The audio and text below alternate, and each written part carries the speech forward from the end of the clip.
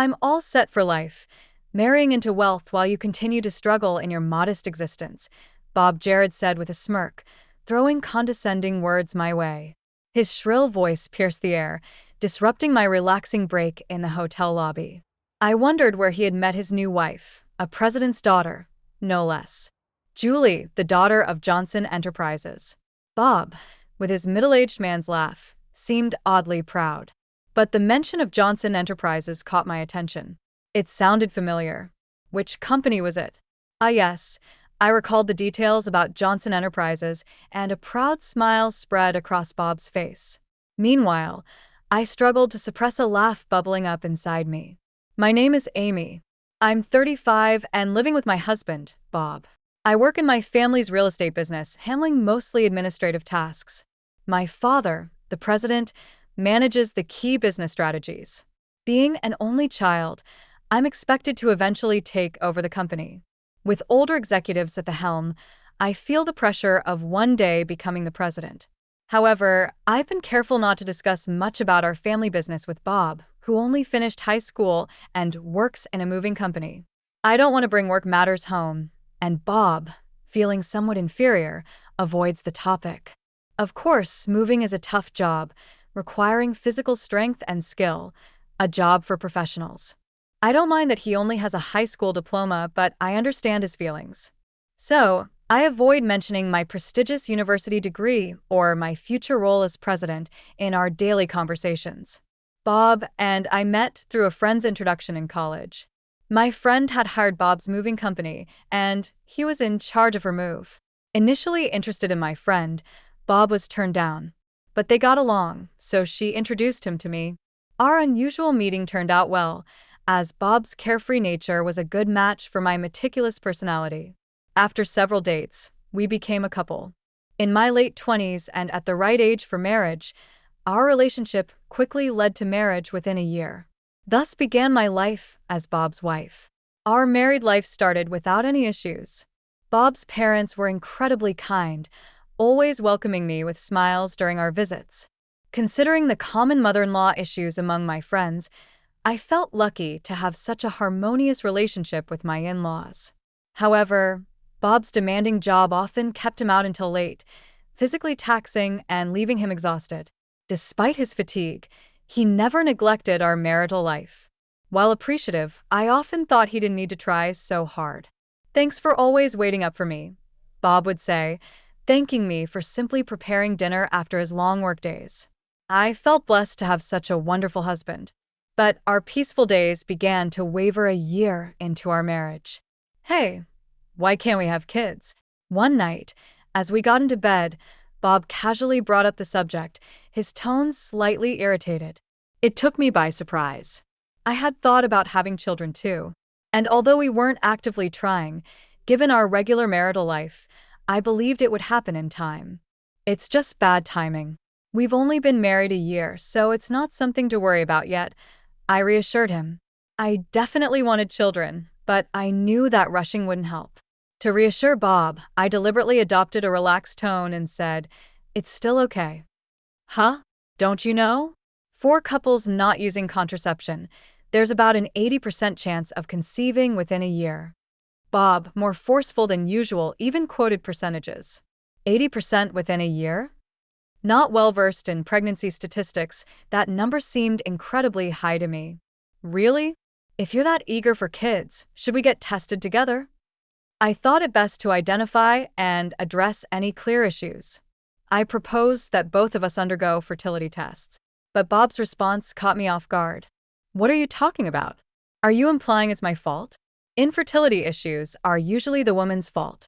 There's no point in me getting tested." Bob's contemptuous tone, a first for him, shook me. Me? I hadn't accused him of being the cause.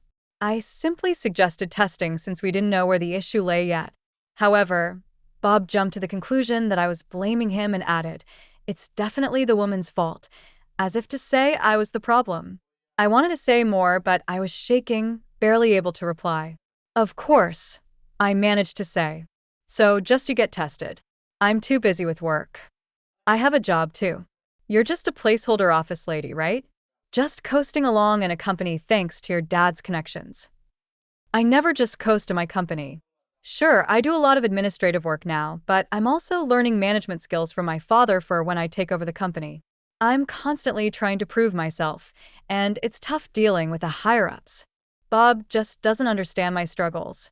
That night, it seemed pointless to argue with him. Any word I said was met with sharp retorts, and we went to sleep back to back in a heavy atmosphere. From that day on, Bob's attitude towards me changed completely. I'm home. What? Dinner's not ready yet? What time do you think it is? Can't have kids. Can't do housework. What a useless wife. One evening, after a late talk with my father about the future, I came home to find Bob berating me for not having dinner ready. I'm sorry, I just got home 10 minutes ago. I'll start cooking now. Just wait a little, please, I hurriedly explained. Bob muttered, "That's typical of a small company's boss's daughter." He didn't know, but my father's real estate company was not small at all, with hundreds of employees. But I knew arguing this point was meaningless. I'll cook right away. Have a drink and wait. Bob loved his alcohol. It seemed to calm him down. Relying on alcohol to maintain our relationship felt sad.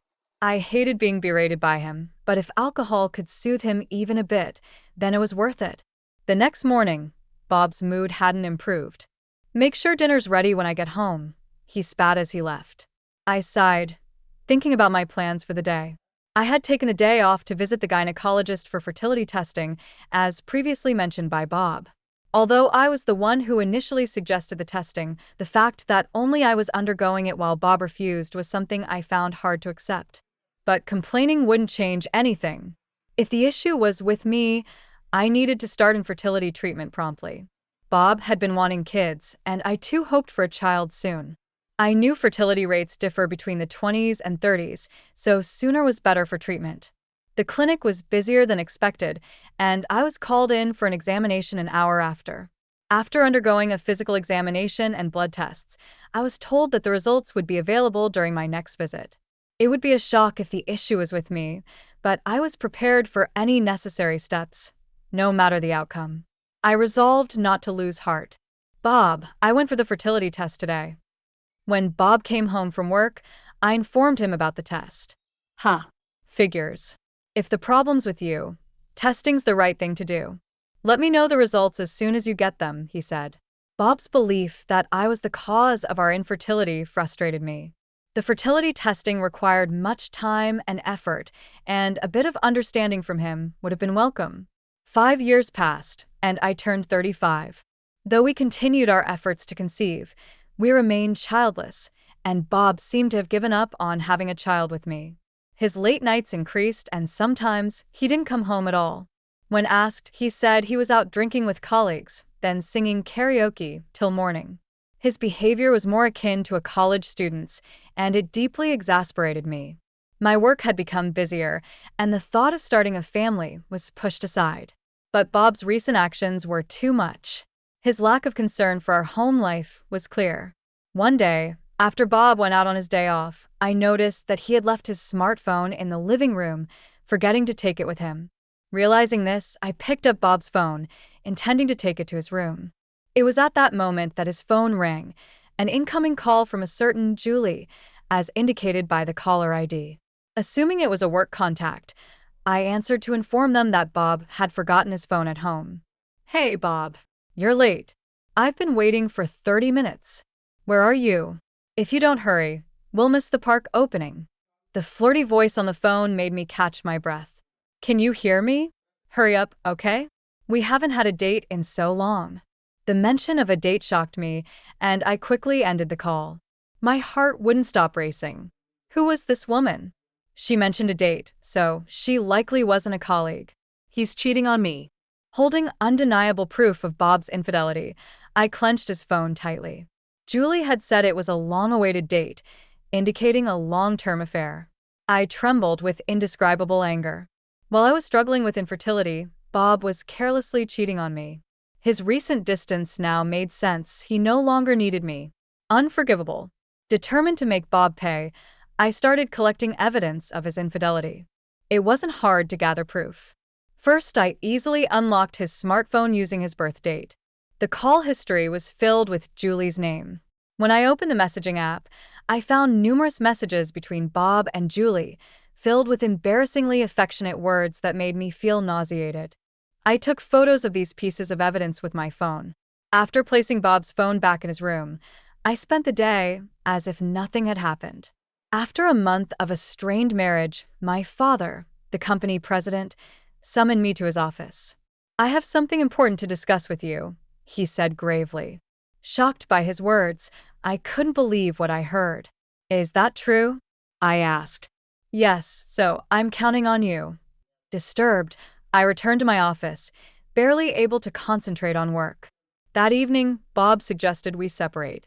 Having found evidence of his affair, I had been contemplating when to bring up divorce, but him initiating it saved me the hassle. "Yes, let's divorce." "Really?" Because I had readily accepted the divorce, Bob seemed surprised. Perhaps he was happy about being able to be with his mistress, a woman named Julie. His face was filled with an unmistakable joy that I found irritating. Despite my frustration with Bob's expression, I signed the divorce papers he offered. "I can file these tomorrow. I'll be leaving this house." "Okay. Are you sure about the mortgage?" I anticipated he would want me to leave, so I casually asked. "Oh, yes, I'm fine." Bob's job was demanding but not high-paying. I doubted he could handle the mortgage alone. But since he initiated the divorce and was the one cheating, I felt no obligation to help. 3 days later, I packed my things and left the house, moving back to my parents' home nearby. At first, my parents seemed concerned when I told them about my divorce. But when I explained that Bob had cheated on me, they became furious. They repeatedly reassured me that it was the right decision to part ways with such a man. I threw myself into work, trying to forget about Bob. Before I realized it, a year had flown by. I was so engrossed in my work that I lost sight of everything else. It was astonishing. One day, while relaxing in the living room, my dad approached me. "Why don't you take a break and go on a trip? It's going to get busy starting next month." I guessed he thought I'd been working too hard and needed a distraction. Indeed, I had been overwhelmed with various things lately and felt mentally exhausted. Thinking a little trip wouldn't hurt, I took up Dad's suggestion and decided to travel to the Northeast. It was my first solo trip, and I was both nervous and excited. The air in the Northeast was crisp and seemed to cleanse my weary soul. Interacting with the locals, who helped me navigate, and chatting with the owner of a bar, I found everyone to be incredibly kind, which gradually healed my spirit. I had booked a hotel in Seattle, the most famous and largest around here, thinking, why not enjoy the trip to the fullest? After checking in, I relaxed in the lobby with a welcome drink. The fatigue from the journey seemed to melt away, leaving me feeling utterly comfortable. Jokingly considering moving to Seattle, a familiar voice called out, Hey, what are you doing here?" I spun around, startled by the unmistakable voice of my ex-husband, Bob. He was entering the lobby with 2 large suitcases and a young woman in her early 20s. She had flawless skin, bold makeup, and striking red nails. Despite the chilly northeast weather, she wore a short skirt with bare legs. I stared at Bob and the woman in disbelief. Unable to contain my curiosity, I blurted out, "Why are you here? And who is she?" Bob smirked. "Oh, let me introduce you. This is Julie, my new wife. We're on our honeymoon. Guess what? She's a wealthy businessman's daughter." He grinned, appearing genuinely happy and volunteering information I hadn't asked for. However, the name Julie struck a chord, the same name as the person on the phone. Disgusted that he was with such a young girl, I felt a surge of discomfort. "You're on a solo trip here? That's pathetic," Bob sneered. Despite being the one who cheated and initiated our divorce, he still had the audacity to look down on me. Julie, too, was eyeing me with amusement. "Hey, Bob, is this your ex-wife?" she asked, her tone dripping with mockery. "She looks old. Hurry up with the check-in." Irritated by her catty tone, I glared at Julie. Bob, nonchalant, wrapped an arm around her waist and responded, "Yeah, I'm set for life. Marrying into money. You can keep struggling in your poor life." Bob's high-pitched voice echoed through the hotel lobby, disrupting the elegant atmosphere I had been enjoying. His mention of marrying a businessman's daughter made me wonder where he had met someone like that. Yeah, Julie is the daughter of Johnson Enterprises, Bob proudly stated. His middle-aged laugh sounded childishly triumphant. Johnson Enterprises. The name sounded familiar. After a moment, I recalled it. All right, that company, I muttered. Bob's face lit up with pride. Impressive, huh? He exclaimed. However, I was secretly holding back laughter inside. Come on, you know this company. Her family's loaded, and they even paid off the mortgage on that house quickly. Thanks for divorcing me so easily, Amy, he added, his tone dripping with sarcasm. But it didn't bother me at all. Yeah, I know them. They're in the biggest building downtown, right? I've seen it and even been there. I replied calmly. Oh, you've been there? Bob seemed surprised. It's quick, then. Her family owns a huge company, so they're loaded. Breaking up with you was the right choice. Bob smirked nastily. I simply nodded, still calm. That building, it's part of our real estate holdings, I mentioned, as if I had just remembered. Bob and Julie both asked in unison, what do you mean by our real estate? That building is rented by my father for his most prestigious office. I don't know if your company is involved in real estate, but it's not a shabby building, I explained smoothly. Both of them seemed skeptical. I hesitated for a moment, but there was no turning back now. Telling Bob about my company wasn't my concern anymore. Yes, I know how grand it is. I was there when my father bought that building.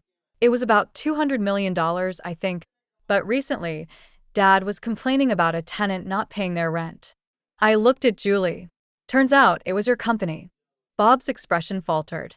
In fact, my father is a real estate magnate with assets worth $3.2 billion. The building Johnson Enterprises is in is one of them. The tenants change regularly, but currently, it's Johnson Enterprises. For the past few months, they haven't paid their rent, and that's what's been troubling my father. Rent not paid. Julie looked shocked, then suddenly burst out laughing. That can't be true. Our company's doing great. We can surely pay the rent. I'm not falling for such a lame lie to drive a wedge between Bob and me, she scoffed. Her shrill voice echoed in my ears. I let out a deep sigh. A reasonable conversation with this woman seemed impossible. Pulling out my smartphone, I decided to settle it. I quickly called my dad. Dad, I'm here with the daughter of Johnson Enterprises. Can you send me a photo of the rent reminder notice? Within moments, Dad sent me a photo of the official rent reminder notice for Johnson Enterprises. I showed it to Bob and Julie. Given the speed, I doubted they could claim it was fake. See? You can tell, right? 3 months of unpaid rent. If you don't pay soon, we might have to sue. What are you going to do? At the mention of a lawsuit, Bob and Julie's faces turned pale. Come to think of it, Dad has been really on edge lately, Julie mumbled. Yelling about sales and firing a lot of employees, she sounded unsure now. Seeing her doubt, Bob shouted in despair. Lies. You're just trying to trick us and tear Julie and me apart, aren't you? You're still that kind of person, trying to get back at me for remarrying. Your tactics are dirty. Startled by Bob's loud voice, I took a step back. His accusations, calling me dirty, accusing me of tricks, brought back memories of all the heartless words he had hurled at me during our marriage.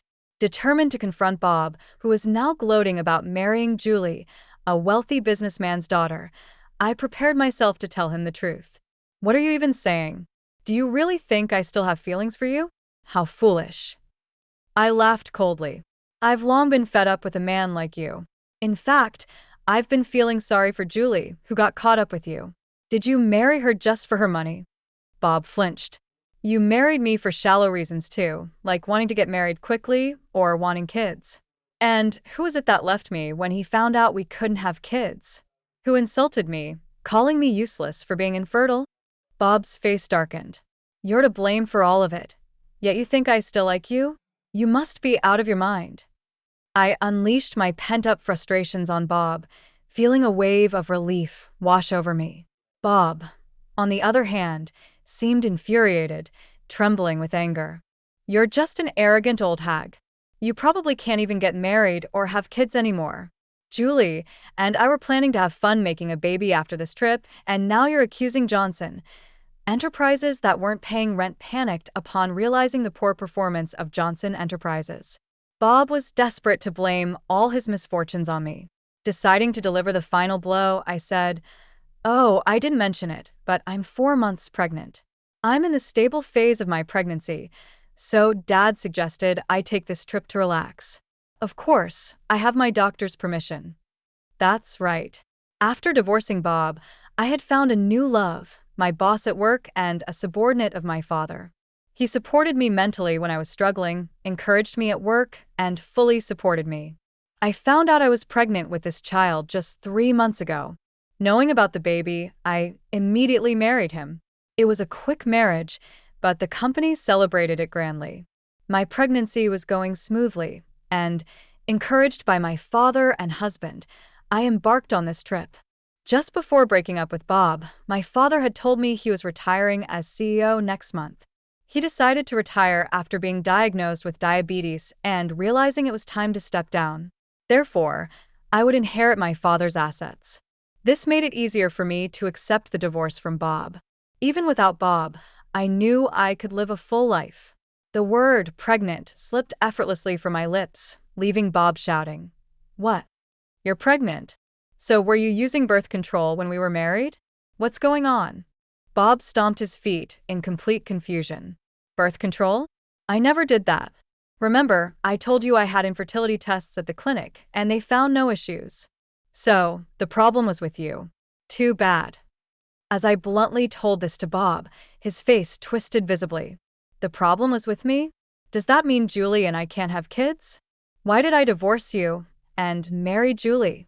Bob muttered to himself, shoulders slumped in defeat. "What do you mean, why?" Julie snapped, angry at Bob's selfish reasoning. "I felt betrayed knowing you were infertile.